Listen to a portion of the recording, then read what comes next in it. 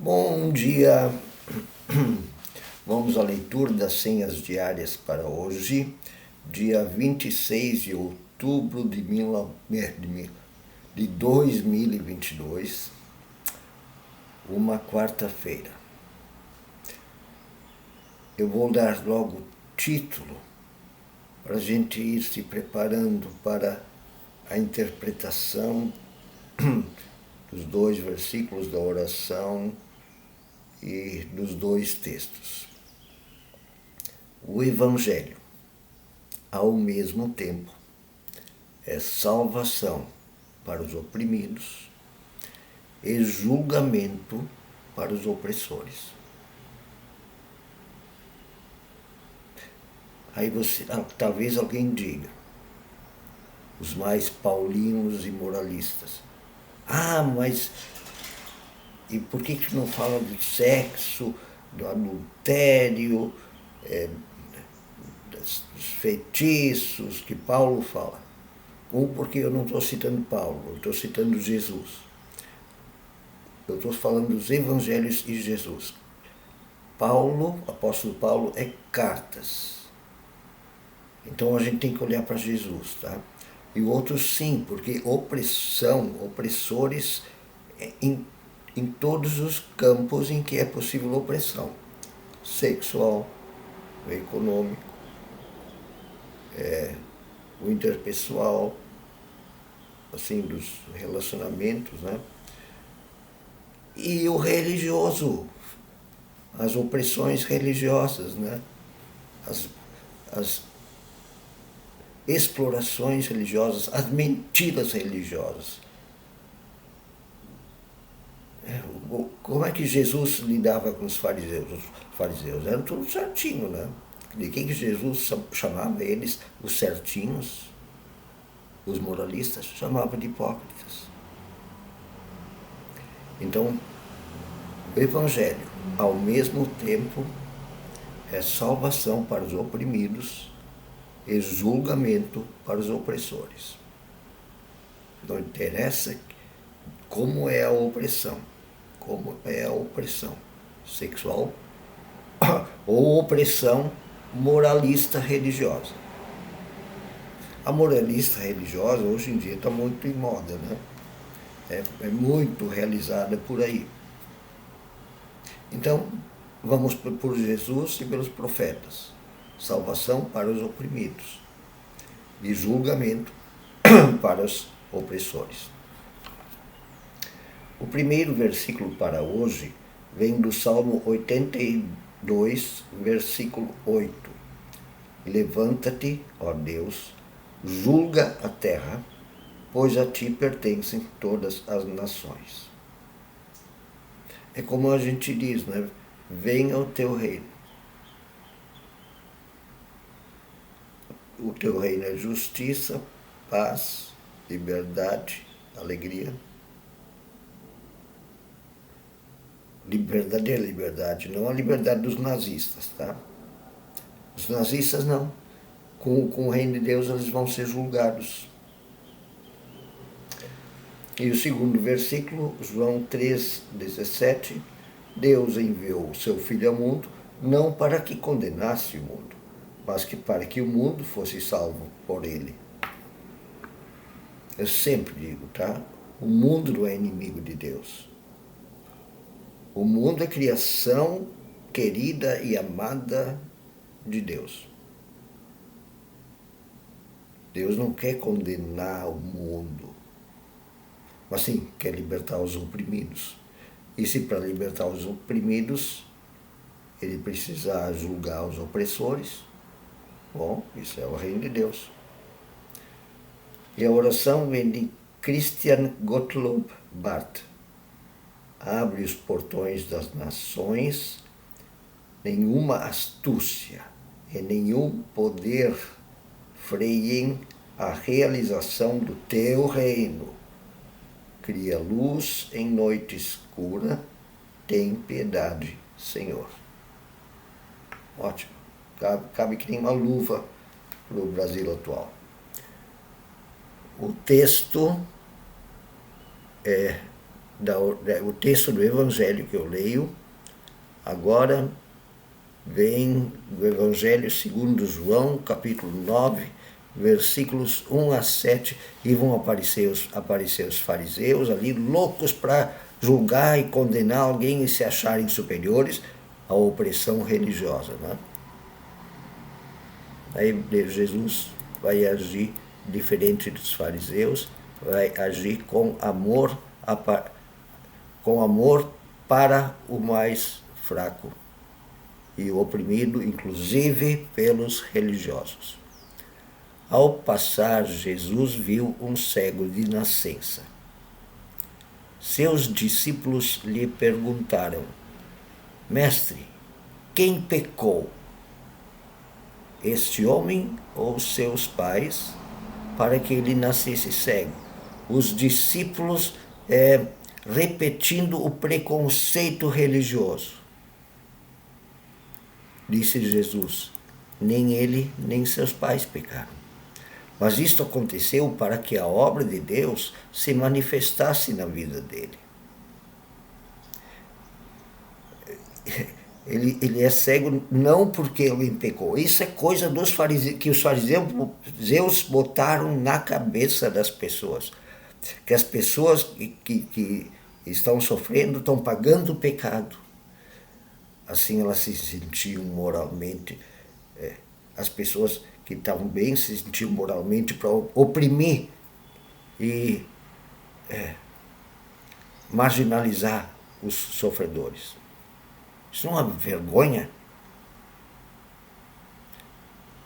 Antes os moralistas olhar para fora, deviam olhar para dentro da sua religiosidade, para ver a trave, o tronco que tem lá dentro, em vez de querer tirar o cisco do olho dos outros. Não é verdade? Disse Jesus: nem ele nem seus pais pecaram, mas isso aconteceu para que a obra, o amor de Deus se manifestasse na vida dele. Enquanto é dia, precisamos realizar a obra daquele que me enviou. A noite se aproxima, quando ninguém pode trabalhar. Tem que trabalhar. Enquanto é dia, tem que manifestar o amor de Deus. Enquanto estou no mundo, sou a luz do mundo. Tendo dito isto, ele cuspiu no chão, misturou terra com saliva, aplicou-a aos olhos do homem, então lhe disse: vá lavar-se no tanque de Siloé, que significa o enviado. O homem foi, lavou-se e voltou vendo. Tem gente aí que Jesus inventou um remédio lá, e tem gente que fez até o experimento, cuspiu no chão e tentou. Não é assim que se lê a Bíblia, tá? Não é assim que se lê a Bíblia. Se tenta entender o significado do texto. O que texto quer dizer? Que usar a religião para culpar uma pessoa do seu sofrimento é opressão religiosa. É usar a religião errado. Não é a religião nem de Javé libertador, nem de Jesus. Mas aquele que está sofrendo, aquele que está oprimido, muito pelo contrário. Este é o objeto do amor de Deus. Este é o preferido de Deus. E você, como cristão, como cristã, deve se pôr a serviço para mostrar o amor de Deus, o amor de Jesus nas suas ações em relação aos oprimidos. Deve amar os oprimidos e não ser um opressor. É muito interessante o significado desse texto, né? E a segunda leitura, que é de Apocalipse, ela fala do Evangelho também. E é muito interessante. Uma leitura lá do Apocalipse que deixa bem claro isso, o título que eu dei hoje. O Evangelho, ao mesmo tempo, é salvação para os oprimidos e julgamento para os opressores. Só que diz isso na linguagem apocalíptica, né? Vai ter anjos trazendo o Evangelho, a boa notícia. Apocalipse 14, 6 até 13. Então vi um outro anjo que voava pelo céu e tinha na mão o evangelho eterno para proclamar aos que habitam a terra a toda a nação, tribo, língua e povo. Ele disse em voz alta: temam a Deus e glorifiquem-no, pois chegou a hora de seu juízo. Adorem aquele que fez os céus, a terra, o mar e as fontes das águas. Um segundo anjo o seguiu, dizendo: caiu a grande Babilônia. A Babilônia é só um símbolo da escravidão, da opressão, da prisão, tá? Por quê? Porque teve o exílio da Babilônia, que foi feroz, durou 70 anos, quando Israel foi preso como escravo na Babilônia, uma parte de Israel, pelo menos. Caiu a grande Babilônia, que fez todas as nações beberem do vinho da fúria da sua prostituição.